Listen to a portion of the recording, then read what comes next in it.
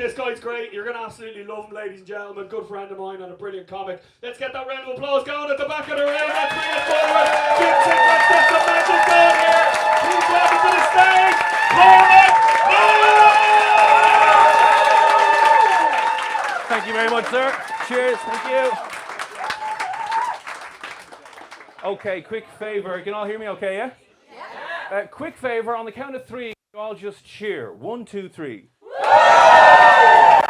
Excellent. Okay, now we're going to do a cheer into clap. You got ahead of yourself, okay? But we like your enthusiasm. We're going to do cheer into clap. 1, 2, 3. Now, the reason I'm doing that is because I'm recording this, so the rest of the jokes are going to be awful, but when it goes online, there'll just be laughs everywhere. Thank you very much. Hello, Vincent. How are you, sir? Me or that guy? I don't think you're Vincent. Are you? Are you Vincent as well? Well, don't answer for Vincent. He can do what he do himself. He's fine. No, you're fine. How are you? Oh, fine, and you? Oh, look at that. He's practicing. That's like, ça va, tu, ça va. I forget all my French. The only French I have learned from school or remember from school is où est la bibliothèque? Which means, for those of you who don't speak French, that means where is the Bible disco? Bible disco. They were huge here in the 60s. Unbelievable crap. Where are the New Zealand lads? 2 guys. Now, you can confirm that this is true. Does anyone know how they hunt deer in New Zealand? Are there deer in New Zealand? Yes! Thank you! They're getting angrier by the minute. I think the British brought deer over there, and then the deer went insane and had to be culled. What's your name? Christina. Christina. Oh, very good. Okay, that's a lovely name now, Christina. And she answers very politely. Amazing. That's really great. Take a guess. How do you think they would hunt deer in New Zealand? Hopefully ethically. Listen, murdering animals is never ethical. You know what I mean? He was an ethical serial killer. You know, he did it quickly, without pain. No, how do you think they would kill deer? That's a good. I bet she's a fucking vegan. I asked the one vegan in the room, how would you kill an animal? Are you vegetarian or vegan? No. Okay. Whew. Okay, good. How do you think? Just take a guess. I would guess they would tranquilize them somehow. Tranquilize them. We'll put you to sleep, okay? Okay, you, sir. Do you know how they did it? Bow and arrow. Bow and arrow. That'd be fucking cool, and it would make more sense. Anyone know how they actually did it? No. They got a helicopter, flew the helicopter over the mountains, and a guy jumped out of the helicopter and wrestled them to the fucking ground. Isn't that true? Yeah, it's true. That's what the 2 lads do. They're over here in the Phoenix Park culling the deer, flying out of a helicopter. Get in! Fucking insane. New Zealand's though, the class country. I love it. I was there once. Unbelievable. So where else is everyone from then? So we know Irish people again, make some noise. Cool. And everyone who doesn't live here, make some noise. Oh, yeah, that's great. So where are you guys from? Dublin. I fucking picked the 2 dubs. We'll move on and annoy someone else. Dublin, Belfast. I'm Belfast. You're Belfast. It looks like you're trapping this guy in the middle. That's right. I'm Belfast, and he's not fucking leaving for the rest of the night. Well, yeah, as Danny mentioned, it is good to be back at live gigs and doing this in person again because it got a bit rough during lockdown, didn't it? Did anyone take up a lockdown hobby? Yeah, you, sir, who's clearly a professional footballer with that haircut. I bet you that's what he does to get all the girls. He has that waddle about him where he's like, yeah, I'm a pro footballer, yeah, it's going. He's even got the t-shirt on that looks like a nice sporting t-shirt. Are you a professional footballer? No. Oh, there was a minute there, you're like, should I lie to all the women in here? Maybe. Sorry, what's your name? Call you John, just for the sake of the rest of this joke. We'll just call you John with the lovely fucking hair, okay? Did you have a lockdown hobby? Did you do banana bread or Wordle, or did you have anything during the lockdown that you did? Yeah, I was growing potatoes. Growing potatoes? Coming over here, rubbing it in our face. I was growing potatoes. Teach us a thing or two. Potatoes, why potatoes? I didn't know what else grows outside. They don't have the internet in your country, do they not? In Ireland, I didn't know what else grows outside. Yeah, well, it wasn't potatoes for a while anyway. That was the issue. I just did not grow. For fuck's sake. So you grew potatoes. That's cool. Your friend here, what did you do? Same? No, you didn't fucking do it. You'd stop stealing his answer, all right? That was a good answer. I mean, potatoes, nothing new. Like, I didn't pick up any hobby. Why not? Just happened. He just stayed at home masturbating all day. That's all he did. He was all for the remote wanking. That's what he did. Much better than doing that from home, you know? WFH. Wank from home. That's what he did. Anyone else? Who else? You guys here in the corner hiding. You might as well just pull the curtain over you and just go, do not talk to me, ever. What's your name, sir? Kieran. Cool. What was your lockdown hobby? Farming. You're a farmer. Yeah. That's your hobby, that's your job, that's your pastime, that's everything, isn't it? 24/7. Engineer's job. Farming's the hobby. What? Say that you're an engineer, Yeah. and in your spare time you enjoy the hardest job on the planet. Is this your girlfriend, partner, wife? First girlfriend. Girlfriend. Okay. How long are you going now? 3 years. Is this the first time you've seen each other in like years? Because he's always working or farming. You're sitting there kind of going, when will I see her? Are we even still going out? What's going on? So you're going out 3 years? And you're still boyfriend and girlfriend? And is there a bit of land on the farm there, Kieran, is there? Because she's hanging around. She doesn't care if she doesn't see him at all. She's just like, let's get in here. So your hobby was farming? Yeah. What kind of farming do you do? Beef farming. Nice to meet you. It's a free gig. Go fuck yourself. Okay. I know. During the lockdown, right, the first hard lockdown when there wasn't a lot to do, I went back to university and got a PhD. It was a PhD in virology from the University of Facebook, which was really difficult. It took me 3-4 days to get it, I think. A lot of remote learning, which is great, but you know, a lot of memes to read. I had a lot of brilliant job opportunities for people from the University of Facebook, especially with the PhD in virology. Now I spend most of my days online giving abuse to family and friends, you know? You're an idiot. Actually, my thesis was actually called Do Your Research! And then it just repeated the word sheeple 10,000 times. So, really, really good. Good use of time, I think. I'm thinking of going back. Maybe they offer courses in geopolitical science. So I'm going to become an expert on the Ukrainian-Russian war. I'm actually already consulting Biden and Boris Johnson and stuff. So it's working out really well. I mean, consulting, I'm tweeting them from my bed. Tweeting them abuse about how they can solve the war. But it's fucking nuts time to be alive, isn't it? I was thinking about this earlier on. I was like, we are living through like a terrible B movie that went straight to DVD that Seth Rogen wrote while he was off his tit stones. One of those ones that come on the Hallmark channel at 3 a.m. in the morning. You're like, what is this shit? Because if you were to pitch this in as a movie, how would it go? You'd be high as fuck and be like, okay, let's start it in the middle of the Atlantic Ocean, and the Russian army are fighting fishermen? Yeah, the Russian army are fighting Irish fishermen, and the Irish fishermen win. And that pisses off Vladimir Putin, and he throws a strop, and he invades Ukraine. Happy days. But get this, to mix up the movie, why don't we make the Ukrainian president a fucking comedian? Oh, amazing!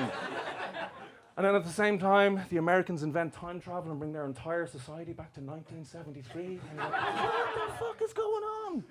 I just can't buy it. It's absolutely insane. It's one of the craziest things in the world that we're living right now, and it just does not make any sense at all.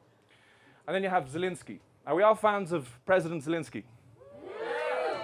Clearly some Russians in the audience. No. Bit of a dick. Make some noise for President Zelensky. Great guy. I hate him. The reason I hate him is he has raised the bar for comedians to really unrealistic levels, hasn't he? You know, I can barely handle dying on stage. He's willing to die for his fucking country. I'm like, fuck, really cannot do it. Because comedians, we don't have any useful skills in a war situation. You know what I mean? So don't expect comedians to stand up and be the people you go to for your solutions. Like, I would really hate it if the next time you're on a plane and there's an emergency, is there a comedian in here? Oh, fucking hell. What's this man need? I don't know, a punchline, a setup, a pun? I don't know what we're going to do. No, but it's mad. The level of expectation is so high, and our skills are literally useless. Like, what do you do? What's your job? Marketing. Marketing. Kind of useless in a war as well. Oh, no. Propaganda. She's our head of propaganda. Christina is the new Goebbels, whoever that guy was. Christina Goebbels, yes, she is part of the propaganda department. We have you now, okay?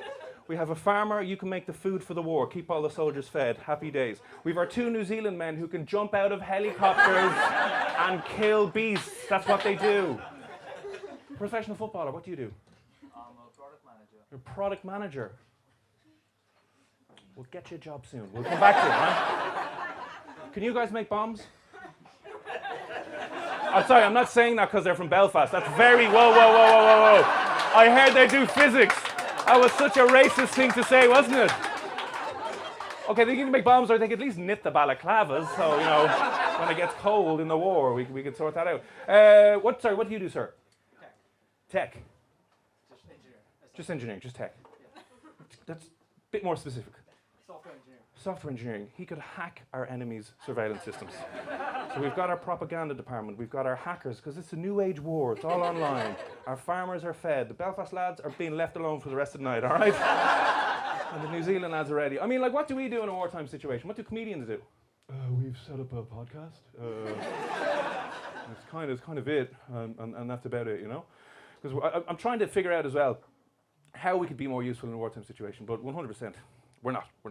Anyway, just thought I'd clarify that. Expectations for comedians, keep them nice and low. Nice and low. Anyway, apart from potato growing and farming, the one thing I actually successfully did during lockdown was put on weight. Yeah, I was so good. I even got a Fitbit, right? And I was checking my average steps during the harsh lockdown were about 3 or 4 steps a day. Yeah. I moved the fridge into the bedroom, so I just literally had to open their laptop here, and I got so bad, right? So put on so much weight, I got so bad I had to go to the doctor, right? And I went to the doctor, and I was like, I just want to get a checkup done here, not feeling too good. And he was like, right, we'll do a blood test. Blood test was done. We'll call you in a week. If we don't hear from you in a week, you should be fine, but don't worry, any issues, we'll call you back. A week went by and I heard absolutely nothing. Checked my phone and realised that my phone had been broken and all of my calls had been going to voicemail. So I dialed into the voicemail. You have 5 new voice messages. First voice message. Hi Cormac, it's the nurse here from the clinic. Can you give us a call back as soon as you can? Thank you. Second voice message.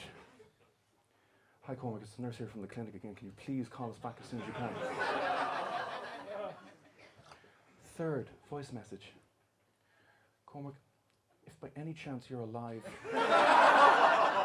could you give us a call as soon as possible? So as the reasoned, responsible adult that I was, took it all in my stride and just started planning out my funeral. You know? Getting the seating arrangements done, ordering my funeral soup. I even ordered a little like coffin cake. Have you ever seen them? Beautiful little chocolate cake in the shape of a coffin. Getting the Be Not Afraid hymns ready to go and all that. Completely not overreacting at all, right? So I went into the doctor and sat down and looked at his steely eyes and he said, it's your liver. He said, your liver's pretty badly damaged. I was kind of shocked. I was like, fuck. But the Irish alcoholic in me was a little proud, I have to say. He was like, well done, sir, pat on the back. You've made it to legend status. You've fucked your liver up from drinking, happy days. But then I got even more devastating news. He said, no, Cormac, it's not from drinking. You have non-alcoholic fatty liver disease. Which is actually a thing. Yeah, that disappointment that echoed around the room. All of you collectively thinking, what a fucking loser. I got the Heineken Zero of liver diseases. My liver disease is that weird one in the bar standing in the corner going, no, I don't need to drink, I'm fine, I'm good crack without it. Oh. And then he gets a bit of handsy at the end of the night, you know. But yeah, I had the old fucking liver disease and I had to go and I asked him, like, do I need a liver transplant? And he said, no, you just need to lose some weight, you fat fuck. Now, he didn't use those exact words, but that's what he was thinking, I could see it. So I had to go and lose a bit of weight, and in 12 weeks I lost 20 kilos. Stop clapping, because in the 6 weeks that followed, found them again. There you were, in the fridge the whole time. I'll leave you with this, I have to go in a few minutes anyway, but I recently got married. A lot of people were asking me what it's like to be married. I said it's kind of like being in Lord of the Rings. As soon as you put the wedding band on, you disappear. Your friends can't see you, and you try to leave the house, there's someone there in a robe going, you shall not pass! So that's fun. But I learned something, discovered something about, it's kind of a little bit depressing. Is anyone married in here? Make some noise. Not these guys. 3 years, farm, engineering, good job. Well, we'll talk about this later, okay? But there's a lot of pressure. Have you been getting the pressure from family and friends? Like you go to a family event and the cousins are, you know, pointing to the finger going, woo, woo. And you're like, ooh. I had her 92-year-old granny come up to me going, when are you giving this a big day out? And I'm like, hopefully your fucking funeral. No, but I actually, the one thing I did learn is that after your wedding, no one will ever care about you ever again. Ever again. You have your 18th, you're the center of attention, everyone makes a huge fuss about you. You have your 21st, another huge party, well done, hit a milestone. You have your 30th, everyone loses their mind. You have your wedding, brilliant day, all about you. Then no one gives a shit ever again. So sad and depressing all at the same time. I was trying to think, like, when would me and my wife ever be able to get the same amount of attention from our family and friends as our wedding day? Baby. Divorce. Divorce. A divorce party will be amazing. No, okay, baby maybe, but I don't think so, because the only way me and my wife would be able to sit at a top table addressing family and friends with videographers and cameramen in the room is if we lose that baby on a holiday. Good way to get money. That would be inappropriate. I'm done. Thank you very much. Enjoy the rest of your time here.